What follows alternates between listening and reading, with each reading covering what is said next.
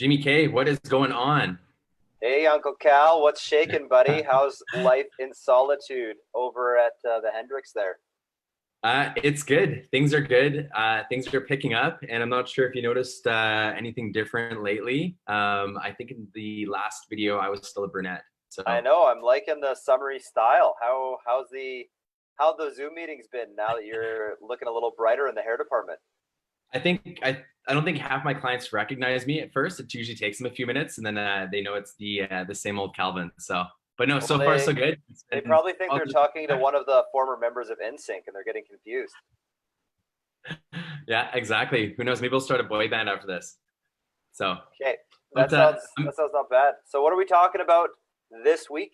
What are the questions that have been rolling in after our broadcast last week? Definitely. So we had a lot of people DM us afterwards, and a lot of the questions revolved around landlording. Right. And so I thought it'd be a perfect opportunity because obviously there's a lot of concerns out there. I think there's a lot of challenges that current landlords are facing. So I think it's a good opportunity because we're both landlords ourselves. I know that for myself, I only have 9 doors. I can't just say 9 because that is a lot. I'm proud of that. But I know James, you have a ton of doors yourself. Isn't that right? What are you at, 265 or something? I forget. Yeah, I can't keep track. we're above 250. So there's been a lot of different variations for me of what's been going on because there's some I still manage myself. There's some that my property managers manage. So there's a lot of different like layers to the conversation that I've been working through this month. Definitely. And I know that I manage every single one of my doors and I have been since 2013. So I think it's a good opportunity for us to collaborate on best practices. But I know we're very, very close with our property manager that we have on our power team, Tyler Libertis. That's right. So we take the best of the best, as well as with Sam with Block 31, his vacancy filling business. Yeah, So he's we been take filling best a few practices. vacancies for me even now. He's still busy as all heck getting vacancies filled. He filled three for me this week. So, I mean, I like when my vacancies turn into renteds. I agree with you on that. Before we get started on the 5 questions today, Jamie, let's go ahead and get started. There's 4 people that commented last week. We have a JB, Joyce, Latif, and Lindsay. As you guys Right can see on. here, I'm putting you in. You guys I love it. commented, you guys liked, and you shared. At least I Yeah, so think you just shared. If you just didn't share, make sure you share. yeah, that's right. So just a friendly reminder, one of the things we're doing to support local business during our real estate Q&A sessions is everybody who comments below by either asking a question or engaging in the conversation or making a suggestion gets entered into a draw to win a $100 gift card for a local restaurant. And thank you to Joyce for making a ton of awesome suggestions of a bunch of local restaurants. We can't play favorites. We can't pick. So what we're going to do after we draw the winner of the gift card, we are going to draw which restaurant you're going to win the gift card to. So we're making this draw live happen right now. And Calvin, I swear to God, I didn't plan that. Joyce actually just won it. I no even had a way. There clear you hat go. to show you guys. And the restaurant that Joyce will be going to with the gift card is, as you guys can see, it's fair. That's randomized. Where's Joyce going? Local Omnivore. They have a wicked Perfect. breakfast sandwich. So I suggest you get one of those. And you know what? Yeah. You have $100 gift cards. So you could probably get about 10 of them for all your friends. Yeah, they're a very well priced local spot. I eat there quite a bit. And Joyce is actually one of our past clients. She bought a beautiful character house in Westmount. So if she wants to save that gift card until after quarantine is over, she can probably just walk on over and have some local omnivore treats. So Joyce, I hope That's you're awesome. tuned in this time. Congrats. We'll be sending that through to you. Great. So Cool. for those of you that are watching, start commenting below, suggest local restaurants that we can do for this week. And if you want to be in the draw, you got to comment. So let's check it out. All right. All right. Let's get started. We got 5 questions. We're going to hammer through these through our personal experience, as well as working with other professionals and other investors as well. So we're going to take everything and compile it all in one. First question. Can you fill vacancies in the midst of everything that's happening right now? That's a great question. And I mean, the obvious answer is yes. I mean, we're not on military lockdown. You can go out, you can go about, and you can do you can still do essential business activities like helping people find a home. So, my initial thought and what I've been watching Sam do is just being a lot more virtual tours, virtual showings, videos, photos. And then if there is a showing in person, it's all about showing up with all of the personal protective equipment, face masks, gloves, disinfectant. Yeah. I've even been told as well that you can, in some cases they've left the door unlocked. The landlord's been in the parking lot. They let the tenant walk through the property, obviously making sure that there's no valuables. Yeah. They can walk in it and then they come out, so they don't feel like they're stuck in a confined space. So I completely agree. You can fill vacancies right now. Just make sure you're taking the proper safety precautions and do everything you've been doing, but try and do it better because it's a lot more competitive out there right now. So yeah, great points. All right. Question number 2, hit me with it, Cal. what are some good screening questions to ask potential tenants? I know a lot of people are worried right now because there was that rental deferral option that the government of Alberta offered to tenants. So essentially, they don't have to pay rent. They actually do have to pay rent, but we cannot evict them as a landlord if they do not. Well, let's screening do questions? Yeah, why don't we rapid fire? One of my favorite screening questions is, when I call your previous landlord, what are they going to say about you? I love it. I like to know what their previous experience was with their landlord, positive and negative, because that'll give me good red flags going forward as well. True, yeah. If people have nothing but negative things to say about their landlord, I mean, it makes you think, was it the landlord or was it them? A question I like to ask is, who is a part of the family that's going to be living in the home, both human and non-human? So you get a chance to see who the pets are, how many kids there are, et cetera, et cetera. I mean, every home really has a capacity, and if their family is larger than the size of the suite that you're renting, that could be a recipe for trouble. Yeah. And I think a question I've been introducing lately in the midst of all this, and we want to make sure that obviously our tenants are able to pay, is I ask them, are you working right now? How are you going to support rent? We can ask these questions as a landlord. I've even gone as far as asking for pay stubs, and I will do a credit check as well, because I want to make sure that I'm going to be putting myself in a position to be successful as a landlord and not putting my position just to fill a vacancy with somebody that's not going to be paying rent. So I think you can do your due diligence to ensure that you're not going to get that person. I like to look for long-term tenants. So a simple question I like to ask is, how long were you renting at your last place for? Yeah, great question. All right, should we go into question number 3 out of the 5? Yeah, let's hit it.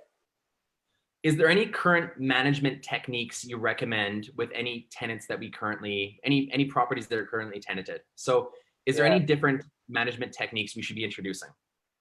I think a word that I'll bring into the conversation is over communicate. I mean, it's not typical to call your tenants 2 or 3 times a week, or a month, I should say, or a week. Like, just check in more than you think you even need to, because the situation is emerging and adapting so quickly. People are getting laid off. People are applying for government assistance that, from the beginning of the week to the end of the week, their situation can change.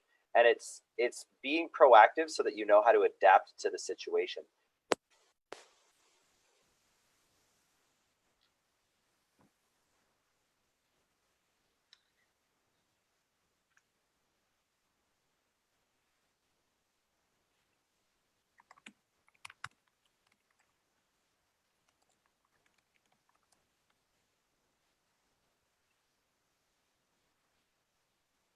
James, sorry, I didn't get any of that.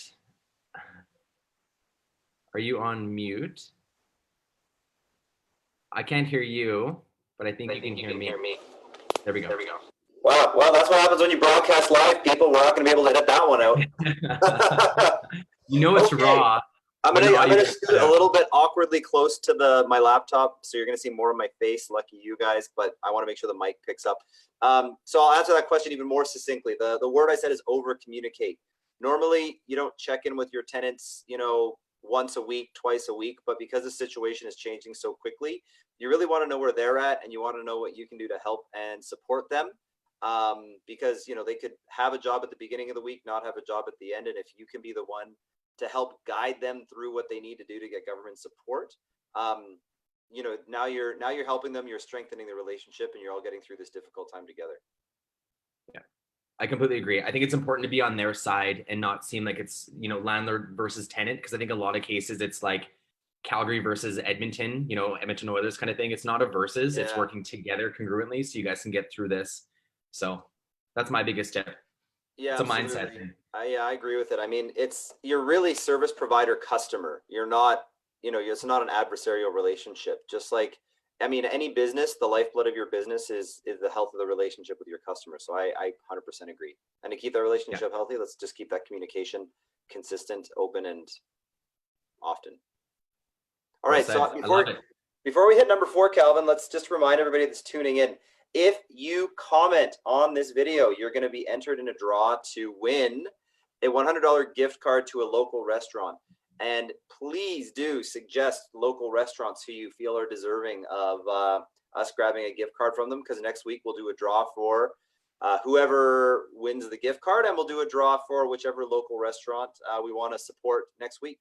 So Calvin, what's number 4? Question number 4. What kind of support can we recommend for landlords right now? What kind of support is That's a there really for good landlords? question. I mean, we're constantly hearing about support available for tenants, but as landlords, what supports are available. Now, for some of us, we're actually incorporated businesses. So there are supports available for incorporated businesses. If depending on what your corporate structure is and how you take money out of the corporation, that doesn't apply to all of us, but there's support for incorporated entities if you're a larger property owner. Awesome. And I know we can defer the mortgage if we need to as well. And I think Keaton actually did a great presentation that I think is available for people to look at and get a better idea The link is in about the understanding that whole archive. process, right? Yeah, great point as well. I mean, if I can riff off that point, there's this huge debate: should I defer? Shouldn't I defer? Should I defer? Shouldn't I defer? I'm gonna say, look, the economics of the situation are probably going to be a bigger challenge than the health implications of this whole situation. And it's like we're in the Titanic, we're heading towards an iceberg. So like your tenants paid in April, great. They paid in May, great. But I mean, we've got June, July, August, September, October. I mean, this thing could roll out for a while, and it might take a couple of months for people to start feeling the serious economic impact and be in a position where they can't pay their rent. So use the mortgage deferral as a way to build up a 6-month reserve fund. And then, if December rolls around and it's all good, then just take that money and lump sum pay it back down on the mortgage. And then it doesn't impact your schedule at all. But if you need that money, cash in hand in a situation like this is very, very helpful. Yeah, well said. Love it. Let's go on to question number 5. All right, last but not least, hit me with it. So what are some tools that we can offer landlords to get their property rented? What are some things that we're doing? Is there anything extra that we're doing when it comes to advertising to get more people in the property? I think the way that you treat this is like any other down market. It's time to get creative and stand out from the crowd. And so, one of the easiest things to do and to be creative with is just fun incentives. So, anything from something basic like a free month rent, or you're renting for the first, so move in today and get the rest of the month for free. But I mean, like, there's more creative stuff out there that I think is going to grab people's attention, and you can make it, topical and relevant. So, move in and get $500 grocery delivery credit. I mean, that's something people want to do to stay home. Another thing is, move in and we'll pay for a year of Netflix subscription. We'll pay for a year of high-speed internet, that kind of stuff. Like, if you're picking an incentive that relates to what people are likely going to be doing, which is sitting around at home, now we're grabbing attention. That's a little extra creativity on top of a tried, tested, and true method of earning business, which is providing an incentive. Definitely. And one thing I can suggest is making sure that you're posting, obviously, like this goes without saying, post on all the different websites. I know for myself, I use RentFaster, RentBoard, which I think is connected with PadMapper, Kijiji, Facebook Marketplace. Make sure you're advertising in those. In the title, put phrases like, if your property is pet friendly, if it's recently renovated, put these words that are going to capture attention, that are going to make them click on your link, because there's a lot of links that they're going to be floating through. So you can even take a look at other rental ads and you can start to judge which ones you like, and you can start to pull really good details from those and make those your own. In addition to creating a video, I know it sounds weird. This is something that JG actually brought up at Rain, which I thought was great, is actually record yourself walking through the property. This makes the property seem a lot more real and connected, just like this video does, right?